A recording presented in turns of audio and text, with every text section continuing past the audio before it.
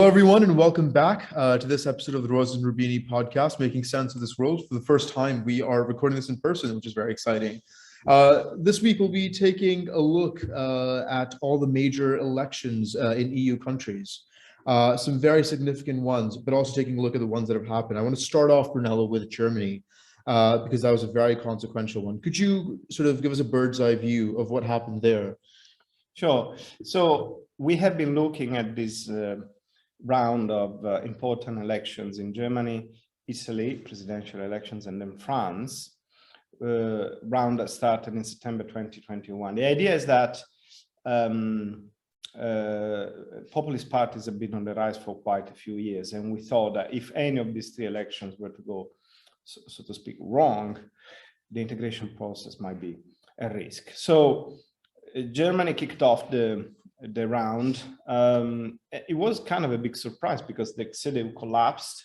The SPD managed to stage quite a big comeback, but of course, coming from a low base, right, still a relatively low base in the low 20%, in low 20s% in terms of votes that they got, and that's why they were forced to have for the first time a three-party coalition, so-called traffic light, so with the Liberals and the Greens.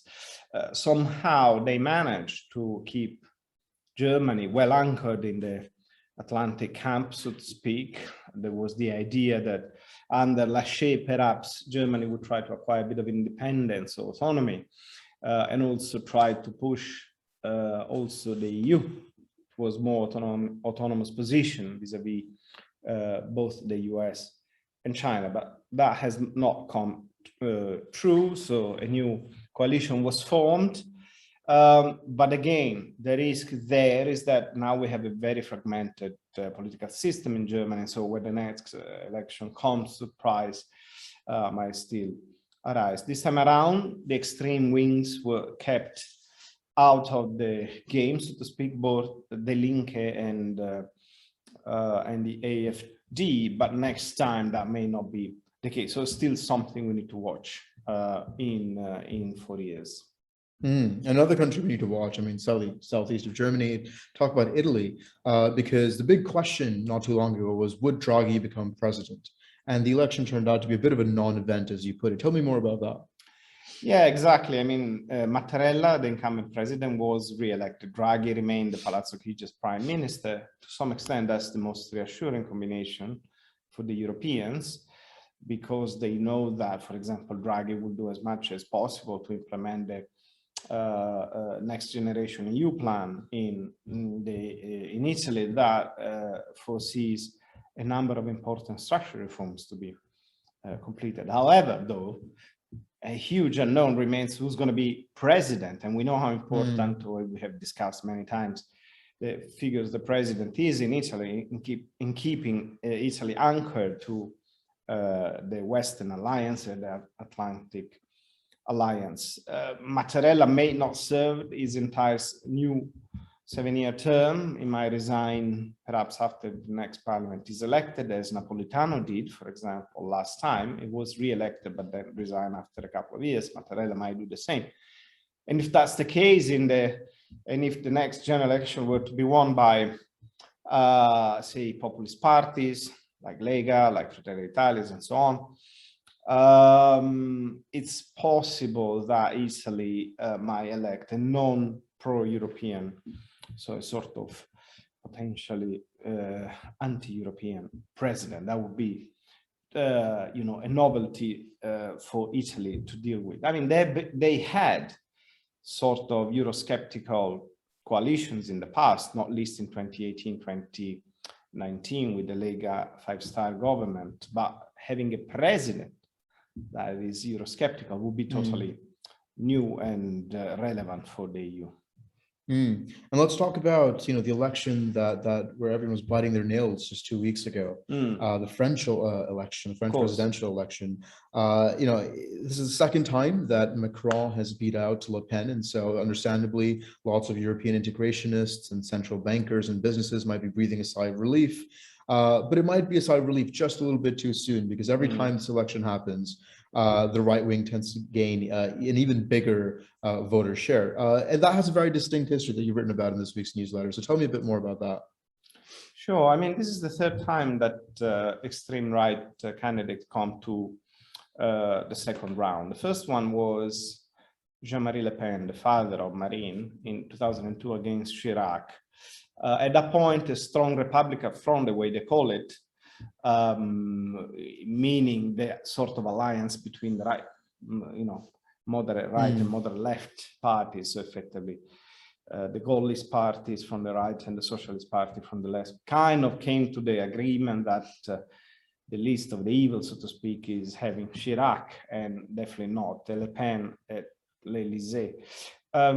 Same applied to some extent the second time around in 2017 when Marine reached the second stage. She was crushed by Macron, admittedly, but yet she showed that she can actually reach the second round. And in fact, that happened again in 2022, literally a couple of weeks ago, when again she was defeated, but with a 41.5%, that's by far the highest turnout votes for the extreme right, increasing compared to the previous appearance in 2017, definitely much more than Jean-Marie managed to do in 2002. And this seems a progression also because the geographical dispersion is much bigger. Before it used to be concentrated in some regions, they were stronger, now is a national vote. So the question is, may they reach, in fact, the second round again in 2027? And what happened at that point? The question of 2027 hangs in the balance. And it's interesting because I was in Paris last week, and I think you could see very well as in the public conscious that, Macron may well have won, but he still stood on precarious ground. And there's certainly a number of very key policy decisions that he'll face, sustained opposition to because of the sort of growing right-wing share of the vote. I mean, chief among them, possibly the retirement age in France is very contested. In addition to sort of a number of other, social and economic policies. Not too long ago, a few years ago, there was a Gilets Jaunes protest. The French are remarkably hard to govern. Could we see something like that, a bit of instability like that in the coming future? Yeah, so with this progression that we have seen in the last few occasions, if the extreme right reaches the second round also in 2027, and if they manage to devise a more credible economic program, potentially with a different candidate, perhaps without Le Pen running up front, but from behind, potentially, that would be a wiser choice for her. Potentially, they might, in fact, contend the victory to whoever comes from the other side, because there might be lots of discontent.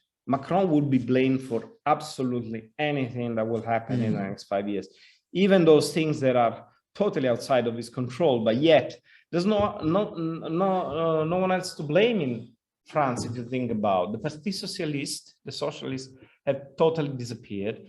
The Republicans have also disappeared. The only strong force there is Mélenchon.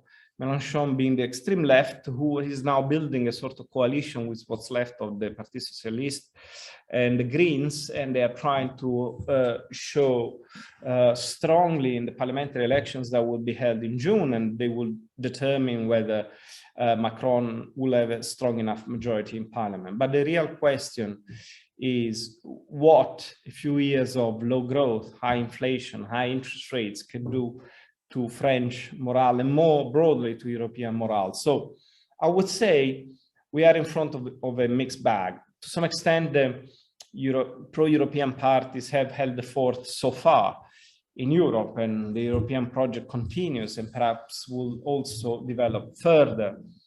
However, the European fort, if we want to continue using these analogies, is still under siege by the populist parties. They're not disappeared, and a few years of a stagflationary environment such as the one we are facing can really put them on a stronger foot in a few years' time. So the challenge that they will pose to the European integration process is not finished, actually. It will probably continue in the next coming next few years. So it's important that the mainstream parties will keep on fighting the causes of the